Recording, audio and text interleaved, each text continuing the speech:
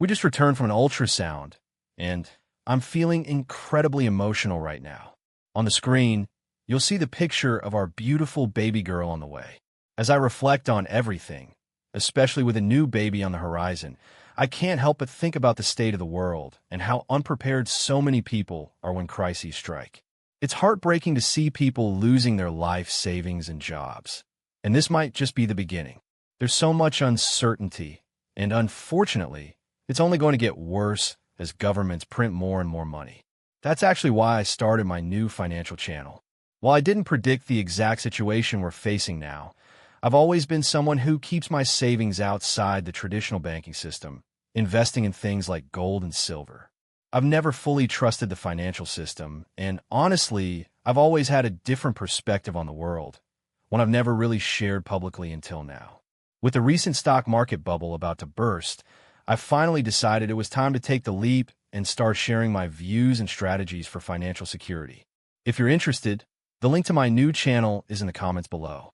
As I think about everything happening in the world, I feel a strange sense of gratitude. The arrival of my baby has made me question what I really want out of life. I've always been a bit of a doomsday prepper. I don't trust the government or the financial system, which is why I keep my money in physical assets outside of traditional banks. I've always dreamed of owning a self-sustainable farm, and now, with my baby on the way, I'm more committed than ever to making that dream a reality. In the next 12 months, I plan to buy some acres, likely a farm or a ranch, and begin creating a life where we are independent from supply chains.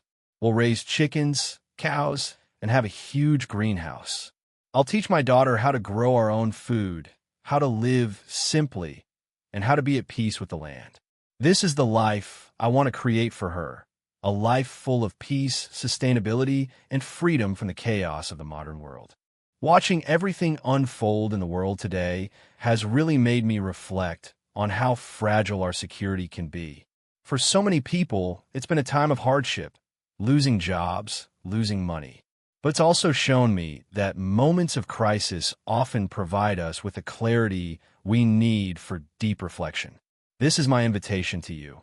Once the dust settles and things return to some form of normalcy, take a moment to ask yourself what you truly want from life.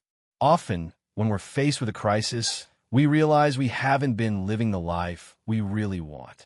We haven't been pursuing our passions, our true desires. What are the things you've left undone? What are the dreams you've put off? This is the perfect time to reflect on them. In this reality, we only have this one life, this one opportunity to shape our existence. We're all just points of awareness, experiencing this life in our current bodies. Once this life ends, we move into a different dimension, but here and now, we have the chance to decide how we want to live.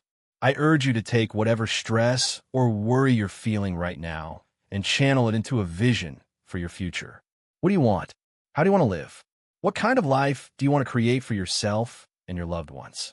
There's a lot of chaos in the world, but you don't have to let it trap you. You can use this moment to refocus, regroup, and move forward with clarity. Stay calm, stay healthy, and when this challenging period passes, you'll have the clarity to pursue the life you've always wanted. You have the power to shape your future. What's your vision? In these trying times, we face a phenomenon that transcends the physical realm, a spiritual darkness that threatens to overshadow humanity. Evil will seize this opportunity to strike, and in its wake, we will witness a world deprived of God's divine light. But there is hope, a hope rooted in spiritual readiness. As many saints, including Padre Pio, have forewarned, those who are prepared, spiritually armored, will find protection in the face of this overwhelming darkness.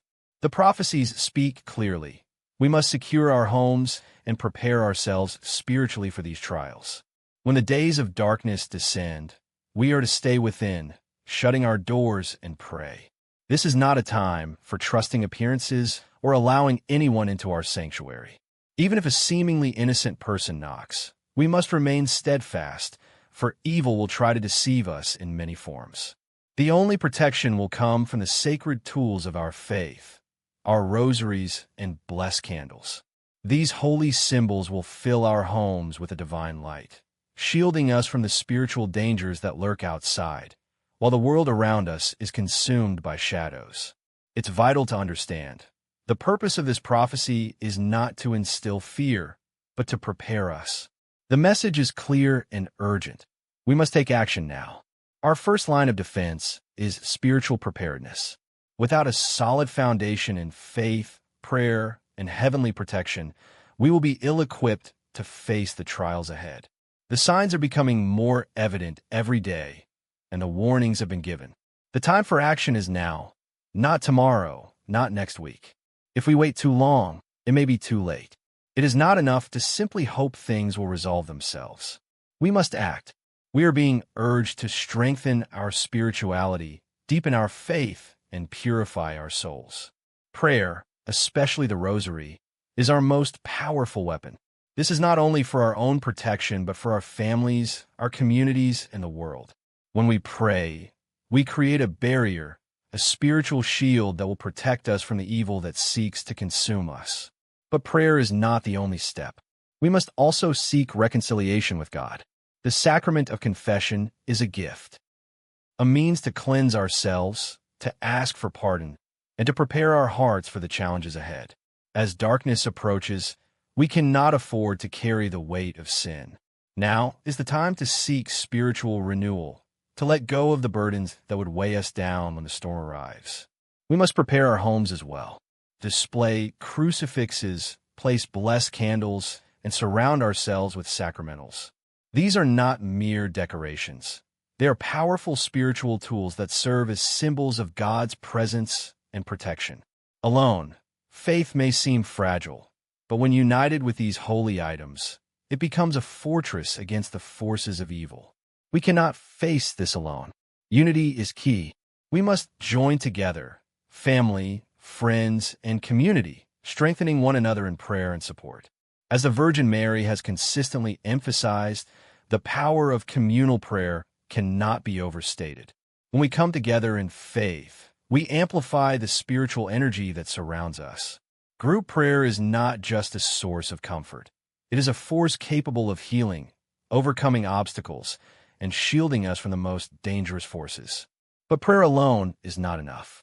We must also reach out to those in need, offering acts of kindness, compassion, and charity.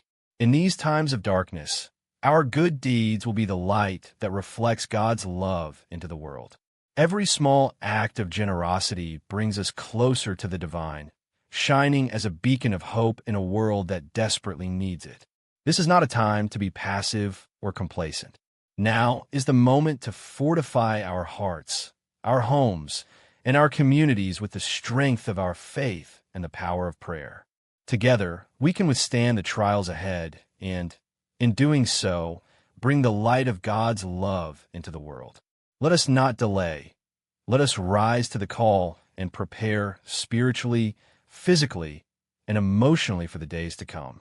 There was a moment in my life when everything seemed impossible.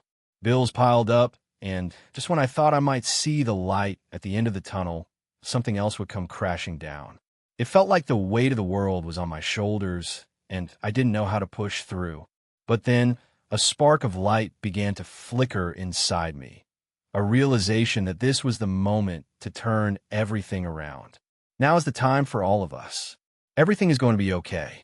I truly believe that we are moving towards a more beautiful, peaceful, and harmonious way of living. But here's the key. It's up to you to take that first step. As Martin Luther King Jr. wisely said, faith is taking the first step even when you don't see the whole staircase. And that first step, it's simple. Grab a pen, find a piece of paper, and write down the vision you have for your life. Don't let those negative thoughts or doubts stop you. You have to realize something truly profound. The word desire comes from the Latin desiderare, which means of the fathers or from the higher power. When you feel that yearning, that longing, it's not just random. It's God speaking through you. You are a divine being, and life is meant to work in your favor. This world is a beautiful playground designed to help you.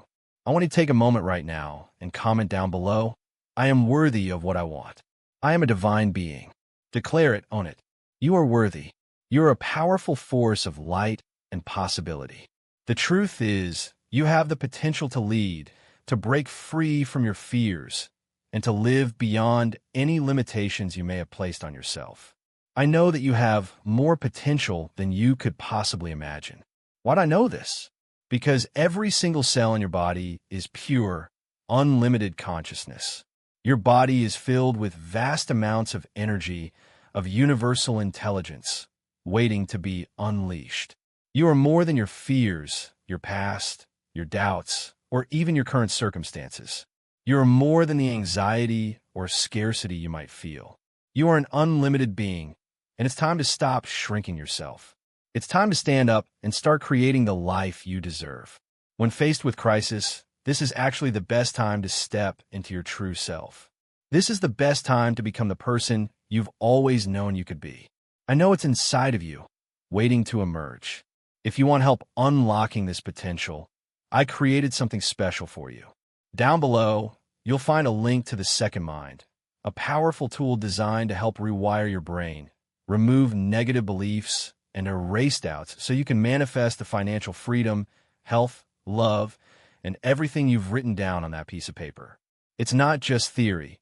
It's real, measurable technology that helps you train your brain to become a supercomputer, working with you to create the life you truly desire. This isn't just talk. I believe in you. I know that you have God within you. The same creative force that powers the universe is also in every single cell of your body. It's the energy they measure in your brain waves, the energy you can direct through your thoughts and imagination to create the future you want. This is the power of consciousness, and I am excited for you to tap into it.